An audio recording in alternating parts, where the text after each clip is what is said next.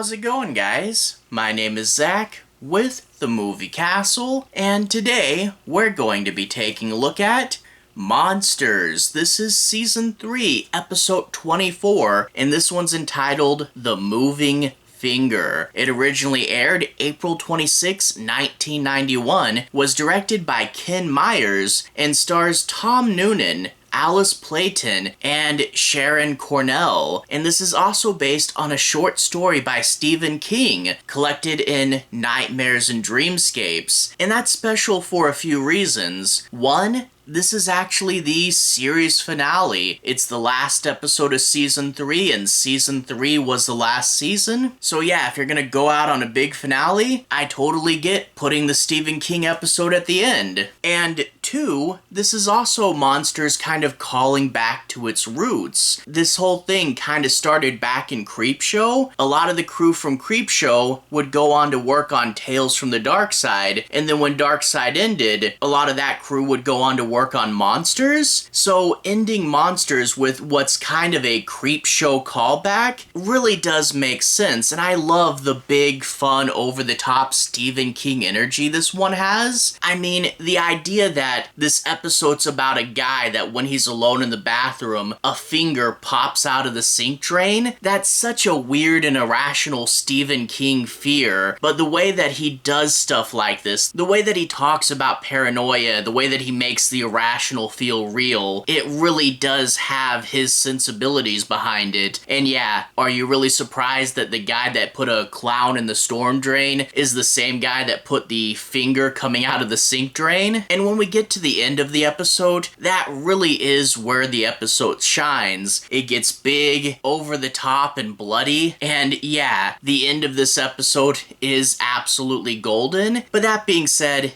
it's of course not perfect, and part of that is the first two acts not being quite up to the level they should be. I mean, before we get to the big finale, we get the finger coming out of the drain, and that's weird and bizarre, but I mean, the puppet's not the best, and it really doesn't have too much to do, and I really wish we found ways to like amp up the sense of paranoia and have the finger do something even more bizarre, cause it kind of is just a weird episode for those first two acts until we get to that big over-the-top ending, and I kind of wish that Monsters had more time and budget to flesh these first two acts out, because as they stand, you're kind of just like, oh, the finger's coming out of the drain, that's a little weird. So it's an episode that found itself by the end, and it panned out to be something good, but yeah, I do wish it was a little better in those first two acts, because you do have to take a moment to get there. But that being said, I'm always happy to see a Stephen King adaptation, and it's great to take a short, weird little story like this and put it up as a episode of Anthology horror. It's pretty cool,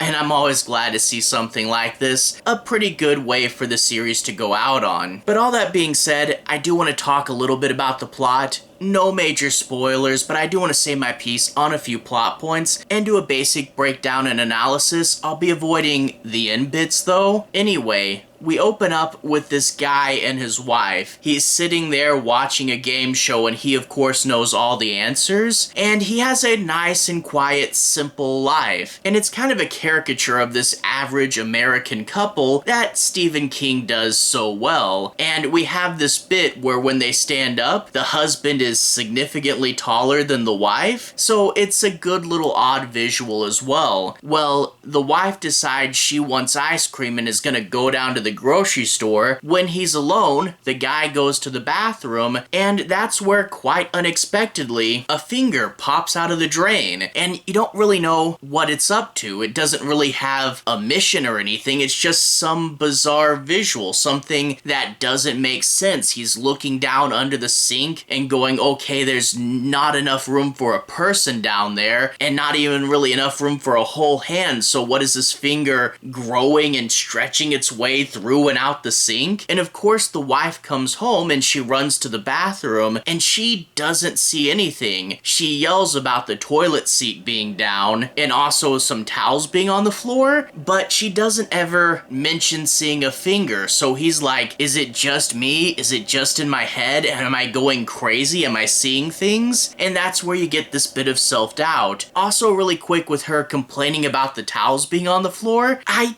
don't quite get what was up with that because I watched the episode and they appear to just fly off the shelf randomly. I was wondering if we were gonna say that this guy had psychic powers or something because I'm not sure what caused the towels to fall on the floor. It's just a weird shot that bugs me. Whatever. He has more encounters with the finger, like having to get up and go to the bathroom in the middle of the night, and of course he's going to see it again there, but the whole time the wife of course isn't going to see it and he's all alone in this struggle. Well, one day the wife goes, I got called in early for work, you'll be fine alone by yourself, and he decides, why I got all this time by myself, I'm going to finally make a stand against the finger. And of course when he starts to go after it, it's going to lash back at him, and that's where we get this fun over the top ending sequence. As I said earlier, the first two acts are bizarre, but it doesn't really seem to have much going on with it. Again, the finger just seems like a random force of nature, and the plot is a little bit light, and I do wish they found some way to make it a little bit more interesting. It still is cool, and I like it well enough, but it's that third act that when we get there, that really heats it up, that really makes the whole thing worth it, and I think that when we get there, it is pretty fun. So overall, why this episode could have been better, I really do appreciate what they were trying to do, and it's a fun way for the series to go out. Got to love a Stephen King episode, and I'm glad Monsters got to do one before the series was over. I think Darkside had 2 of them, and Monsters would have things like Robert Bloch and Dan Simmons, but I don't think we had a Stephen King episode before this, so it's really cool that we got to do at least one, even if it is on our way out. So yeah, I can recommend this one. Anyway, to everyone who's watched so far, thank you for watching. To everyone who's liked and subscribed, thank you. You really are helping the channel out. I'll leave a relevant playlist on the bottom. This should be my Monsters playlist, and in that playlist you should be able to find a review for every single episode of this series. Yeah, that's pretty cool. Anyway, have a good day. See you guys again very, very soon. Playlist here.